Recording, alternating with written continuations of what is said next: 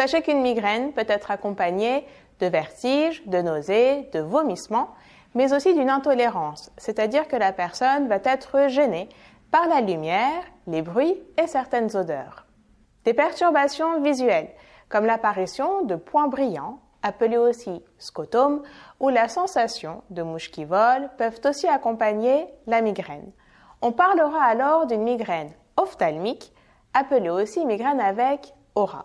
Ce type de migraine peut aussi être accompagné par des engourdissements, des fourmillements et même des troubles de la parole. Les céphalées de tension sont généralement dues à du stress, du surménage, de la fatigue, des changements hormonaux, à l'abus de la consommation d'alcool, à l'arrêt brutal de la consommation de café, mais aussi à des lunettes mal réglées à la vision de la personne ou à l'absence du port de lunettes chez une personne qui en a besoin.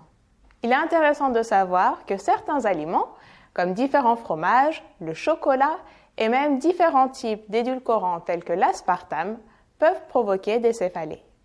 J'attire votre attention sur le fait que la consommation abusive d'antalgiques, c'est-à-dire de médicaments permettant de lutter contre la douleur, peut aussi provoquer des céphalées. En général, le mal de tête arrive juste après la prise du médicament, mais rassurez-vous, ce type de céphalée peut être arrêté en arrêtant progressivement le médicament en question. Alors, les causes de la migraine ne sont pas réellement connues.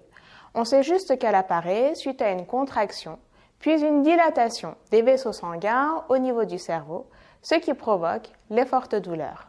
Une migraine peut arriver à la suite du stress, de la fatigue, des troubles du sommeil, des changements hormonaux, mais aussi suite à une inflammation comme l'inflammation des sinus, appelée aussi sinusite. La consommation de certains aliments, ainsi que l'apparition de différents bruits ou odeurs, peuvent aussi provoquer des migraines.